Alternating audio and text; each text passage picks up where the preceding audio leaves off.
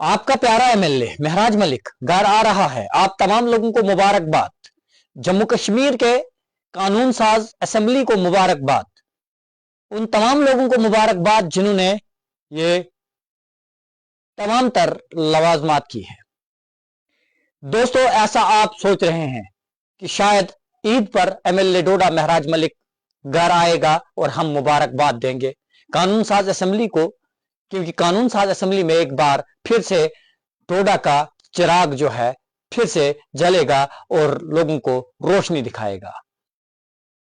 आज से पहले 6.5 महीने पहले एक वाका जिला डोडा में और लद्दाख में होता है, जिस वाकये के अंदर दो बड़ी शख्सियात को जो है हिरासत में लिया जाता है।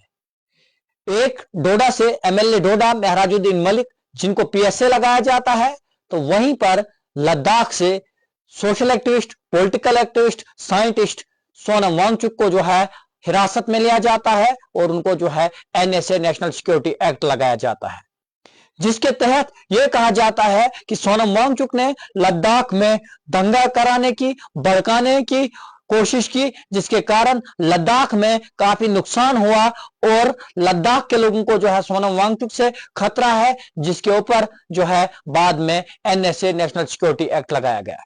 बाद में उनकी वाइफ गीतांजलि ने जो है उनका केस जो है सुप्रीम कोर्ट ऑफ इंडिया में जो है पेश किया।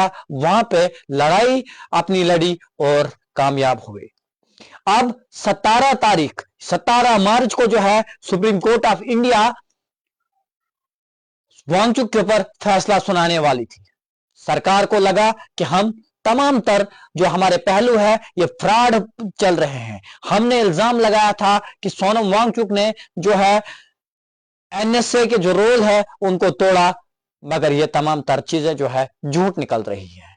जितनी भी दलीलें वांगचुक के वकील ने दी थी वो तमाम तर दलीलें सही निकल रही थी, और वहीं पर जो अपोजिट वकील था उसकी दलीलें जो है एक के ऊपर एक फ्रॉड निकल रही थी। सरकार ने सुप्रीम कोर्ट के फैसले से पहले ही जो है वांगचुक को रिहा कर दिया, रिलीज कर दिया, और वांगचुक जो है इस वक्त लद्दाख में है।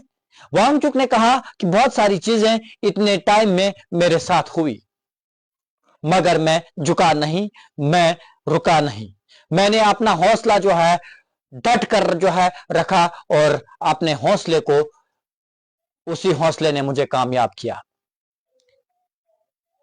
अब सवाल यह है कि अगर सोनम वांगचुक पर एनएसए लगाया गया, वो एनएसए फ्रॉड निकला पूरी तरह से, तो फिर क्या महराज का केस क्यों अभी तक खामोश है?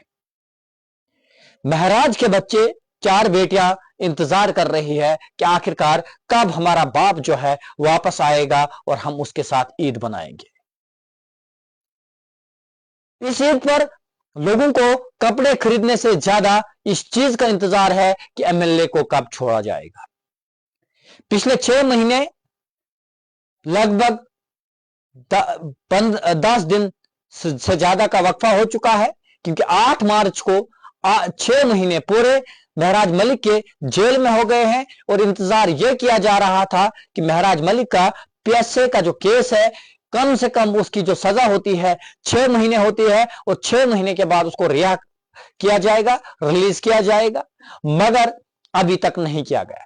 महराज के जितने भी केसेस पुराने थे, जितने भी एफआईआर थे, उनमें से ज्यादातर खारिज हो चुके हैं। अब उनके ऊपर कोई बड़ा एक्ट नहीं बनता है। केस को जो है यहां पर एक सेफ मोड में रखा गया था। यह बताया गया था honourable Jammu and Kashmir Ladakh high court की जानिब से कि 8 दिन का समय जो है दोनों पार्टीज को मिलता है कि अगर किसी भी पार्टी की तरफ से कोई भी पिटिशन जो है दायर करनी होगी वो कर सकता है, मगर दोनों पार्टी की तरफ से ऐसा कुछ नहीं हुआ।